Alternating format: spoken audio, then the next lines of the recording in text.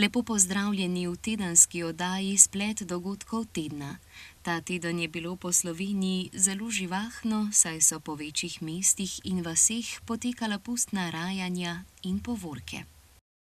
Obiskovalci so lahko uživali v pisanih kostumih, glasbi, plesu in sladkih dobrotah. Za vas smo izbrali in pripravili aktualne novice, ki so se zgodile minuli teden doma in po svetu. Ostanite z nami.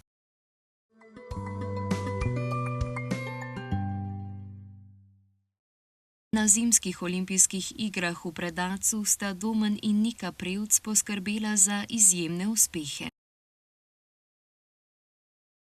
Domen Prevc je v soboto na veliki skakalnici osvojil zlato medaljo. V drugi seriji je bil drugi, potem pa je v finalu z izjemnim skokom 141,5 metra prehitel tekmece in osvojil drugo zlato medaljo na letošnjih igrah. Nika Prevc je v nedeljo na posamični tekmi na veliki skakalnici osvojila bronasto medaljo. Po prvi seriji je bila peta, v finalu pa je imela odličen skok in si tako zagotovila že tretjo medaljo na olimpijskih igrah. Na superekipni tekmi moških dvojic sta Domen Prevc in Anžela Nišek osvojila peto mesto. Do bronaste medalje jima je manjkalo le 1,9 točke. Zaradi močnega sneženja je bila finalna tekma prekinjena, zato so obveljali rezultati po drugi seriji.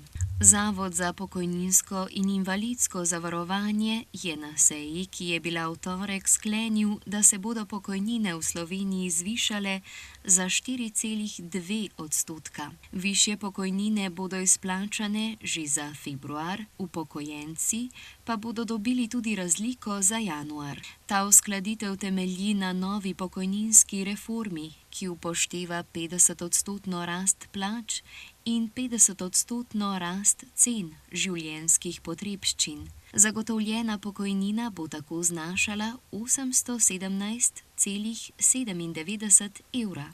Uskladitev je nižja od pričakovane, zato nekateri upokojenci pravijo, da ta dvig ne dohiteva rasti cen, posebej hrane.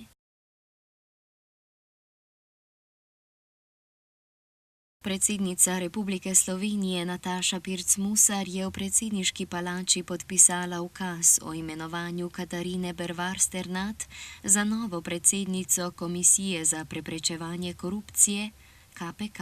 Mandat bo prevzela 1. aprila, ko bo sedanjemu predsedniku Robertu Šumiju potekel mandat. Na predstavitvi je Bervar Sternad poudarila pomen neodvisnosti komisije in opozorila, da je korupcija v Sloveniji zelo razširjena ter vpliva na človekove pravice. Zavzema se za močnejši nadzor, sodelovanje pri velikih projektih, več digitalizacije in boljšo zaščito prijaviteljev. Državni zbor je sprejel zakon o skladu za financiranje zdravljenja redkih bolezni, ki bo omogočal dostop do naprednih zdravil in uvoz zdravil. V konzilij se bodo vključili tudi tuji strokovnjaki. Do tega bodo upravičeni bolniki z redkimi boleznimi, ki ogrožajo življenje. Sklad se bo financiral iz obveznega zdravstvenega zavarovanja, donacij in po potrebi tudi iz proračuna. V torek 24. februarja bo v prostorih Zveze društev gluhih in naglušnih Slovenije potekala predstavitev programov Audimo in Suniox za sprotno podnaslavljanje. Vabljeni vsi, ki želite več izvedeti o tem programu.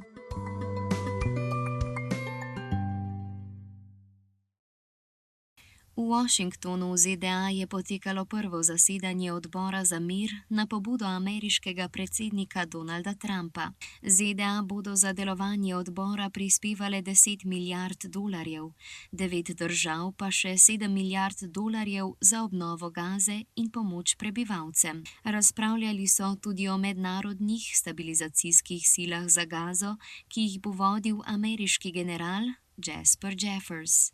Načrtujejo pa približno 12.000 policistov in 20.000 vojakov. Na srečanju so sodelovali predstavniki okoli 40 držav, med njimi ni Slovenije in večine držav Evropske unije. Odbor je del Trumpovega mirovnega načrta za Gazo in vzbuja pomisleke, ker naj bi pri reševanju svetovnih kriz želel tekmovati z Združenimi narodi. Ameriško ministrstvo za domovinsko varnost je razširilo pristojnosti emigracijskih organov za pridržanje beguncev, ki eno leto po prihodu v ZDA še nimajo urejenega statusa stalnega prebivalca. Ukrep omogoča aretacijo in pridržanje med ponovnim preverjanjem statusa ter naj bi bil uveden zaradi varnostnih razlogov. Dokument sta podpisala vodja USCIS Joseph Eldov in vršilec dolžnosti direktorja ICE Todd Lyons. Po navedbah ministrstva novi sistem zagotavlja dodatno preverjanje upravičenosti do zaščite.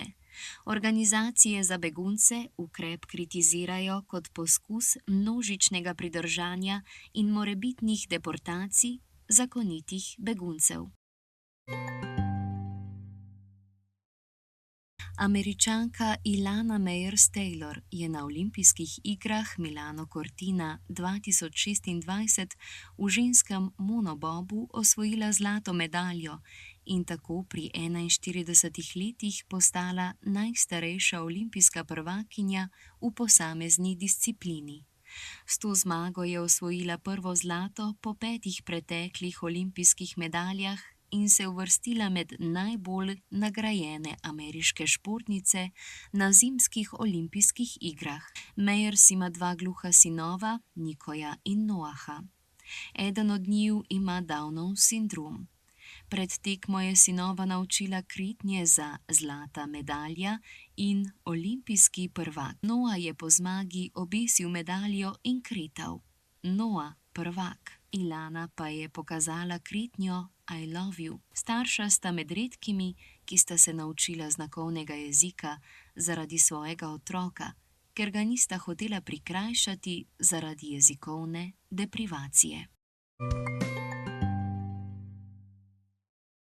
V torek 24. februarja bo v Kulturnem domu Cerkno ob 18. uri predvajana posebna projekcija filma Šola za življenje.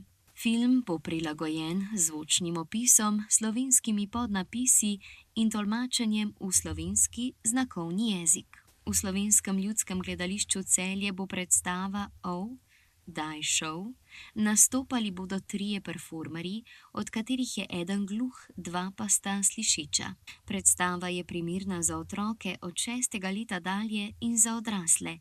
Predstave bodo v soboto, 28. februarja ob 10. in 17. uri ter v ponedeljek, 2. marca ob 17. uri. Jutri bo delno jasno z občasno povečano oblačnostjo, najvišje temperature bodo od 2 do 8 stopinj Celzija, na Goriškem in v slovenski Istri okoli 10 stopinj Celzija. V nedeljo bo zmerno do pretežno oblačno, več jasnine bo na zahodu in jugu, v ponedeljek bo delno jasno, z jugozahodnim vetrom in topleje.